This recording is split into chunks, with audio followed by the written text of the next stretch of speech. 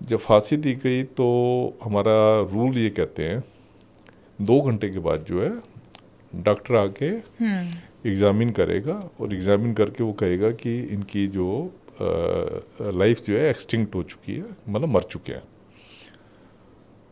तो उसमें जब हमने 2 घंटे के बाद डॉक्टरों को बुलाया तो डॉक्टर ने देखा, उसने इसका तो सर्टिफिकेट दे दिया बिल्ला का कि इसकी लाइफ एक्सटिंक्ट हो चुकी है, मर चुका है। पर रंगा के उसमें देखा, उसने कहा इसमें तो अभी जान है। रंगा बिल्ला अभी भी जिक्र होता है, जब भी आप नाम लेते हैं बदमाशों का तो रंगा बिल्ला का जिक्र के बिना वो अधूरा रहता है। तो वो जो 2 बच्चे थे, भाई बहन थे, गीता चोपड़ा, संजय चोपड़ा, उनके मर्डर में उनको फांसी हुई है, हम सब लोग जानते हैं। तो वो जो मामला था उसमें आपने लिखा है, अपनी किताब में भी जिक्र किया है, आप अक्सर कहते हुए पाए जाते हैं कि वो ऐसा मामला था जिसने कि दिल्ली में बड़े लेवल पर बदलाव किया। जो दिल्ली एक शहर के तौर पे कह लीजिए, सोच के तौर पे कह लीजिए, उसको बदल कर रख दिया। तो एक तो वो किस तरह का बदलाव था जो आपको लगा, और वो जो मामला था मतलब उसने किस तरह से प्रभावित किया लोगों को? देखिए, संजय चोपड़ा और गीता चोपड़ा जो है, इनके नाम पे आजकल ब्रेवरी अवार्ड भी है, सरकार देती है। इसको आप कह सकते हैं कि ये पहला निर्भया केस था दिल्ली का, सबसे पहला केस था निर्भया का। इससे पहले इतना हीनियस क्राइम जो है कभी भी नहीं हुआ था कि जिसमें आपने बेटी का रेप भी किया, फिर इस डर से कि वो इनके खिलाफ वो बोल देंगे, उनको मार दिया, उनको मारा।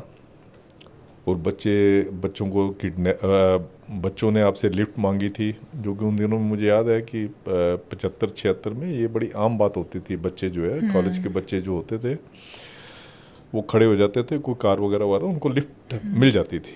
कभी ऐसा नहीं किसी ने सोचा था कि ऐसा भी हो जाएगा।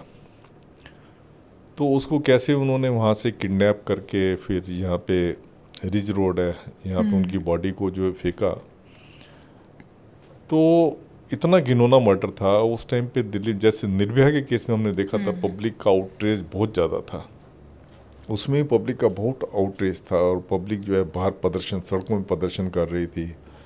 मुझे उस टाइम का याद है, ऐसा कभी भी नहीं होता है कि एक प्राइम मिनिस्टर जो है विक्टिम के घर पे जा रहे हैं। तो उस टाइम पे मोरारजी देसाई थे, वो इनके घर पे गए, धोला कुआं पे इनका घर था, वहाँ गए, जाके उन्होंने सांत्वना दी उनके माँ बाप को। उनकी 2 ही औलाद थी, दोनों का इन्होंने ख़त्म कर दिया। वो फिर जिस तरीके से पकड़े गए, फौजियों ने इनको पकड़ा, और पकड़ के कैसे इनको वापस क्रिमिनल जस्टिस एडमिनिस्ट्रेशन के सपुर्द इनको किया गया, वो बिल्कुल अपने में एक, जैसे बॉलीवुड की स्टोरी होती है वैसा ये लगता है। तो जो रंगा बिल्ला थे जेल में, तो मैं उसी बात पे आ जाऊंगा कि हमारा गेस्ट और होस्ट वाला रिलेशन होता है, हम कोई नफरत नहीं करते।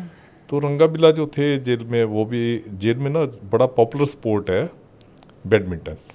अच्छा। बैडमिंटन क्योंकि क्या होता है कि इसमें आप अपनी बॉडी को भी अच्छे तरीके से कर सकते हैं और कोई भी खेल सकता है इसको, कोई भी एज उसका है वो खेल सकता है। तो बैडमिंटन हमारे यहाँ बड़ा पॉपुलर है। तो इनके साथ हम बैडमिंटन खेलते थे, रंगा बिल्ला के साथ। और होता क्या था कि जो रंगा था वो तो बड़ा जॉली किस्म की नेचर का था, शायद पानीपत वगैरह कहीं वहाँ से था वो। तो उसने किसी पिक्चर में जो एक डायलॉग बोला था, रंगा खुश करके, पिक्चर भी आई थी शायद रंगा खुश, उसमें जिसमें रंगा वो कहता था, ये डायलॉग मैंने बोला है, डायलेक्ट उसने बोला है।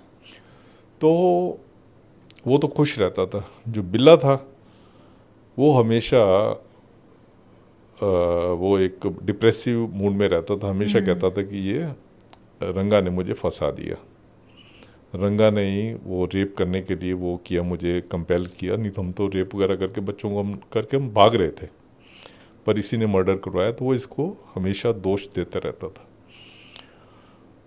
तो उसके बाद जब इनकी फांसी हुई, तो जब फांसी हुई तब भी पूरा उसमें जो है वही था कि हम सब थे वहाँ पे फांसी पे खड़े हुए।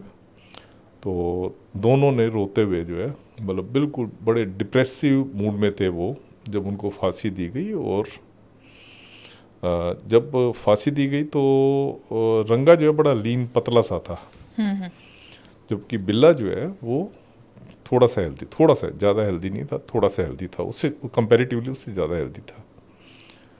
जब फांसी दी गई तो हमारा रूल ये कहते हैं 2 घंटे के बाद जो है डॉक्टर आके एग्ज़ामिन करेगा और एग्ज़ामिन करके वो कहेगा कि इनकी जो लाइफ जो है एक्सटिंक्ट हो चुकी है, मतलब मर चुके हैं।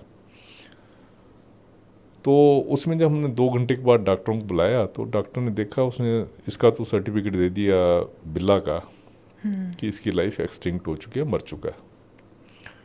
पर रंगा के उसमें देखा, उसने कहा इसमें तो अभी जान है। तो होता ही है कि अगर बहुत लीन हो, पतला हो, वो अगर अपनी सांस को जो है कुछ रोक वगैरह ले उससे पहले, तो कई बार उसमें बच जाता है, उसमें सांस रह जाती है।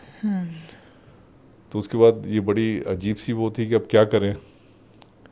तो फिर मुझे याद है उस टाइम पे हमें तो इतना ज्ञान नहीं होता था रूल्स वगैरह का। तो उस टाइम पे जो सुप्रिंट थे उन्होंने किसी को कहा कि आप इनको जो है वो टांग इनकी खींचो नीचे, क्योंकि जो फांसी का तख्ता होता है उसके करीब करीब नीचे 10 फीट का एक कुआं होता है जिसमें बॉडी लटकती रहती है। तो उसमें फिर कुएं में नीचे जाके उसने टांग खींची, हमारे सिपाही ने जाके दोनों टांगों पे वो लटक गया। तो तब जाके उनकी डॉक्टर ने सर्टिफिकेट दिया कि हाँ। उसके बाद जब चेक किया उसने कहा अब जान निकल गई है।